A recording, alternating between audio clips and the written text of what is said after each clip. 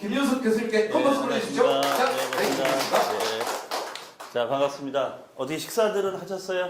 네. 네, 하여튼 뭐 이렇게 바쁘신데 또 여러분들 또 강의를 들어 오셨는데 1인자는 아니고요. 그냥 뭐 한 2인, 3인 그 정도는 해당이 됩니다. 자, 어쨌든 뭐 오늘 요 강의는요. 뭐 어떤 시험을 위한 강의도 아니고 그 다음에 그 어떤 편안한 어떤 자리니까요. 여러분들이 들어보시고 또 도움이 좀 되셨으면 좋겠습니다. 그리고 이제 좀 이런 내용에 대한 거를 더 상세하게 우리 이제 매경 자산관리사 준비를 또 하시는 분도 계시고 또 아니면 이미 시험을 배우신 분도 계실 텐데요. 네.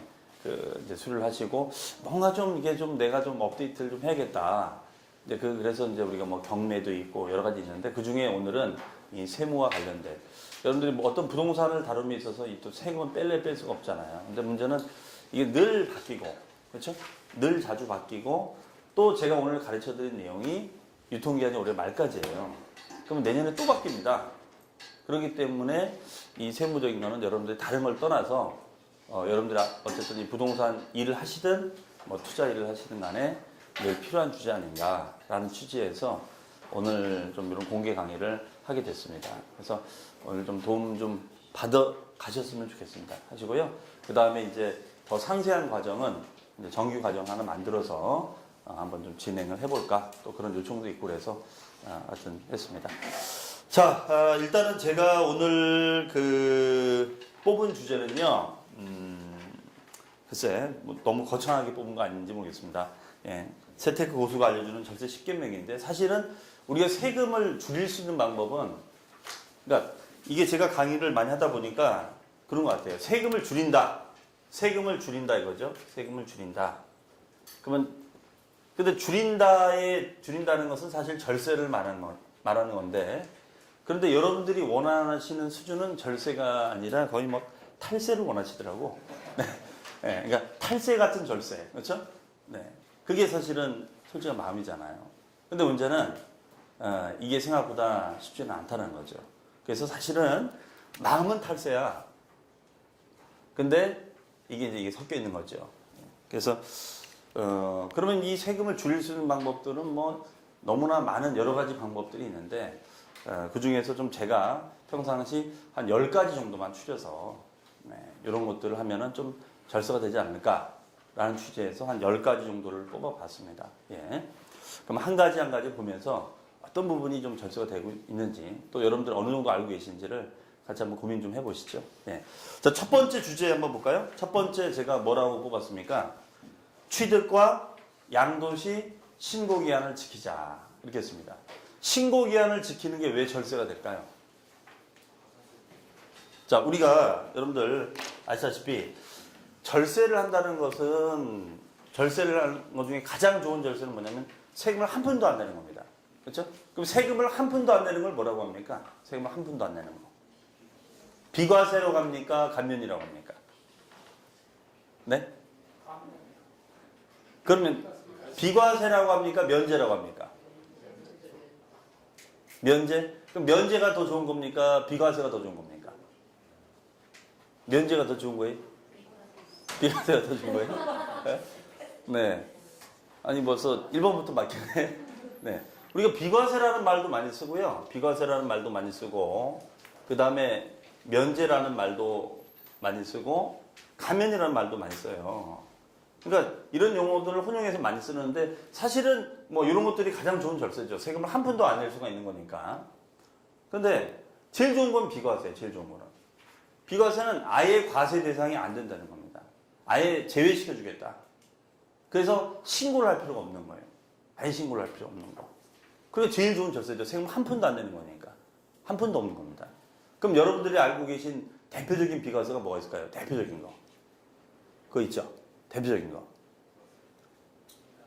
1가구 1주택자가 집을 팔면 양도세가 한 푼도 없는 거. 그렇죠? 그러니까 대표적인 게 1세대 1주택자가 2년 이상 갖고 있다 팔면은 양도세가 한 푼도 없잖아요.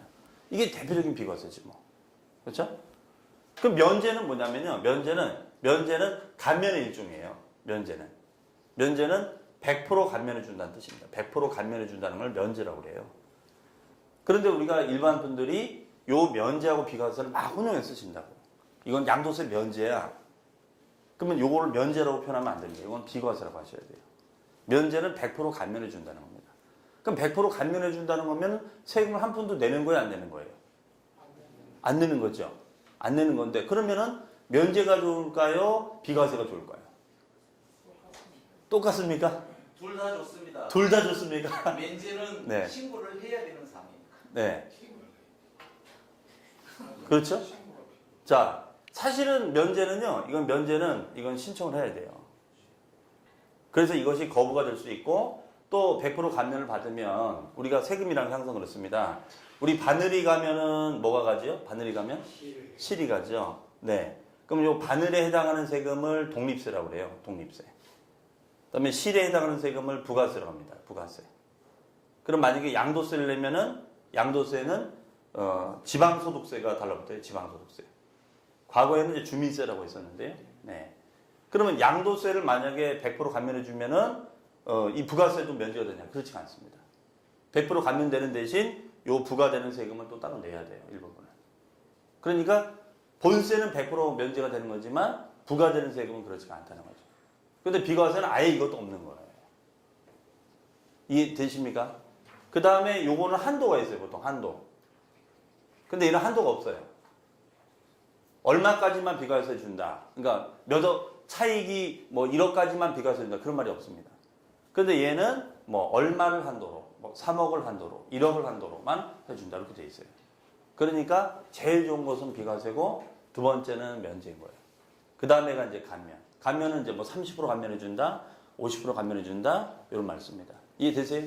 네. 그러니까 이게 어떻게 보면 기초적인 용어인데 실제 실전에서는 되게 중요한 의미거든요. 비과세를 받는다는 뜻이냐, 면제를 받는다는 뜻이냐, 감면을 받는다는 뜻이냐. 특히 이제 뭐 중개업을 하시는 분들은 잘 안내를 해주셔야 됩니다. 근데 이거하고 이걸 막 섞어서 말씀들을 많이 하시더라고. 면제가 되는 겁니다. 뭐 비과세가 되는 겁니다. 네. 그러니까 엄밀히 좀 차이가 좀 있어요. 자, 그러면은 사실은 이제 이런 것들이 제일 좋은 거예요. 그 다음에 이제 좋은 게 뭐냐면, 그 다음에 절세가 되는 게 뭐냐면, 세금을 안 내는 거가 제일 좋은 절세인데, 그 다음에는 가산세를 물지 않는 게 절세가 됩니다. 가산세. 가산세를 안 무는 것도 절세예요. 그러면 우리가 요 감면이나 면제 좀 받아보려고 어떻게 좀 서류를 꾸며가지고 면제 신청을 한 거야. 예를 들어서 우리가 대표적인 게 농지 같은 거 8년 작용하다가 땅을 팔면은 양도세 100% 감면해준단 말이에요. 그래서 요 면제 신청을 딱 해서 면제를 받았어. 근데 나중에 보니까 적발된 거야, 이게. 작용이 아니었던 거야. 그러면 어떻게 될까요? 다 취소되고 오히려 가산세 추징당한단 말이에요. 그러면 나는 오히려 본세를 아끼려다가 세금 더 내버리는 거죠? 그럼 세금을 더 내버리면 이거는 내가 손해인 거지. 그렇기 때문에 여러분들이 이 가산세를 무시하시면 안 돼요. 가산세가 되게 무서워요. 가산세가 지금 어떻게 되냐면 만약에 신고 불성실 가산세가 있고 가산세가 납부 불성실 가산세가 있는데요. 신고를 제대로 안 했을 때 예를 들어서 만약에 무신고를 했다. 무신고는 이게 20%예요. 과소신고는 이게 10%거든요. 그런데 문제는 이게 부정한 경우가 생겼을 때 부정하다는 건 뭐냐면 고의적으로 무신고가 되거나 고의적으로 과소신고가 됐을 때는 이게 자그마치 40%입니다. 40%. 그러면 세무조사 과정에서 만약에 조사를 해봤더니 무신고가 된 거예요. 그럼 일단 세무서에서는 고의적인 무신고로 볼까요? 선의의 무신고로 볼까요? 세무서는. 일단은 고의성으로 보는 거야. 예? 그 납세자는 뭐라고 했어요? 난 정말 몰랐다. 근데 과세관청 뭐라고 하죠? 에이, 뭘 모르긴 몰라. 보니까 공인중개사 딴데 보니까. 네? 아니, 매경자산관리자 자격증 있으면서 왜 몰라, 이거. 다 세법 공부했을 텐데. 고의성이 있는 거죠? 일단은 그게 때리는 거야, 이게. 그럼 사실 40%는 큰 거예요, 이게. 그러니까 나는 세금 좀 아끼려다가 오히려 가산세를 40% 두드러 맞아버리면 이거는 뭐 배보다 배꼽이 더 커지는 상황이 되는 겁니다. 그러면 만약 양도세가 1,000만 원이면 가산세가 400만 원이에요. 이해하시겠죠?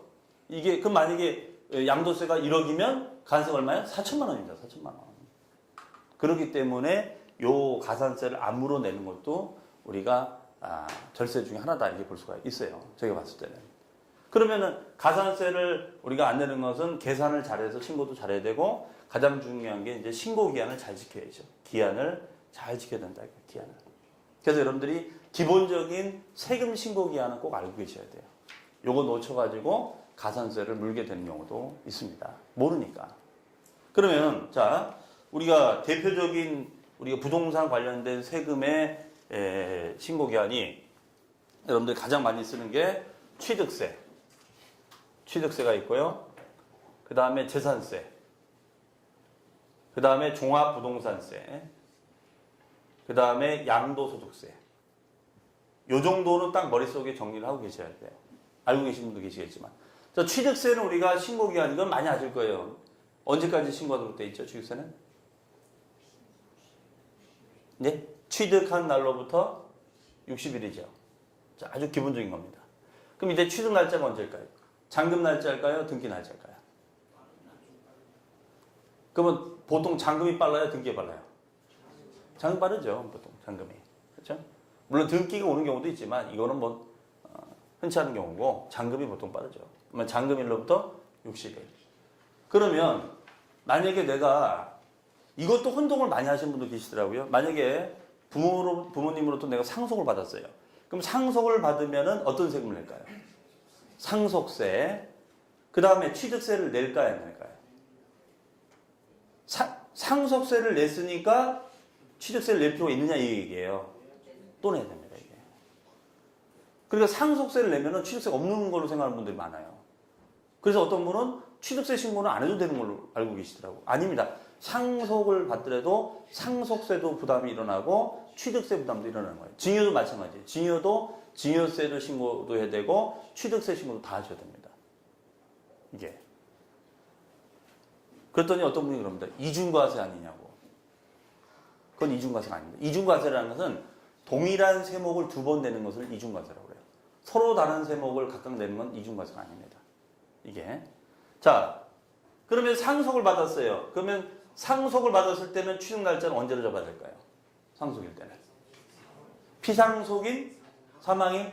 네, 그 날짜를 우리는 상속 개시라고 합니다. 그러면 개시일로부터 60일까지 신고를 해주면 되겠죠? 60일에 6개월이에요. 이거는 60일이 아니라 6개월입니다. 왜 6개월이냐면 상속세 신고기한이 6개월이거든. 상속세 신고기한이 6개월이라서 그래요. 그래서 상속세 신고기한하고 똑같이 맞춘 거야. 헷갈릴까봐. 그런데 여기서 상속 개시일로부터 60일이 아니라요. 개시일이 속하는 달의 말일로부터 6개월이에요. 말일로부터. 그러면 만약에 A란 분이 상속을 받았으면은 2013년도 뭐 9월 2일 날 상속받았다. B란 사람은 2013년도 9월 20일 날 상속받았다 이거예요. 그러면 이날이 속하는 달의 말로부터 거니까 신고기한 똑같아지는 거예요. 9월의 말일 역시 9월의 말일로부터 6개월인 거예요. 이해되시죠? 무슨 말인지요? 네. 자, 그다음에 재산세. 재산세는 언제까지 신고하면 될까요? 재산세는. 얘는 신고 아니에요? 맞아요? 맞아요. 얘는 신고 아닙니다. 예, 자신감 가지세요. 네. 고지납부입니다. 고지납부. 가만히 앉아있으면은 고지서를 갖다 내면 돼요. 예. 그러면 요거는 이제 우리가 7월달하고 9월달. 지금이 9월달이죠? 9월달이 재산세 납부달이에요. 그러면은 우리가 9월달에는 어떤 재산세를 내야 되냐? 주택. 그 다음에 토지. 네. 그러니까 여러분들이 만약에 계모임을 가서 물어보세요. 너 이번 달에 재산세 내니? 물어봐요. 네. 그러면 그 사람은 집도 있고 땅도 있다는 거야. 그럼 어떻게 지내야 돼요? 친하게 지내야지. 네. 여기 특강 들어오시면 안 돼. 거기 가셔야지. 네. 너에 대해서 알고 싶다. 그렇죠? 네. 근데 주택 같은 경우에는 9월 달에도 내고 또 7월 달에도 냅니다. 주택은. 그래서 주택의 2분의 1은 7월 달이고요. 나머지 주택의 2분의 1은 9월 달이에요. 주택은 반반씩 내도록 되어 있어요. 근데 사실 이게 실무에서는 이게 좀 문제가 되고 있어요. 뭐냐면, 그러니까 입법을 제 생각에는 좀 잘못한 것 같아. 무슨 말이냐면, 이걸 주택을 반반씩 내니까, 만약에 20만 원이에요. 주택분 재산세가. 그러면은 7월 달에 10만 원 날라오고 9월 달에 또 날라오는 거예요. 그러니까 이게 집을 사고 파는 사람들이 이것 때문에 서로 미뤄요. 내가 이거 한번 냈으니까 당신이 이거 2분의 1은 당신이 내라 이거 매수잖아. 원래 매도인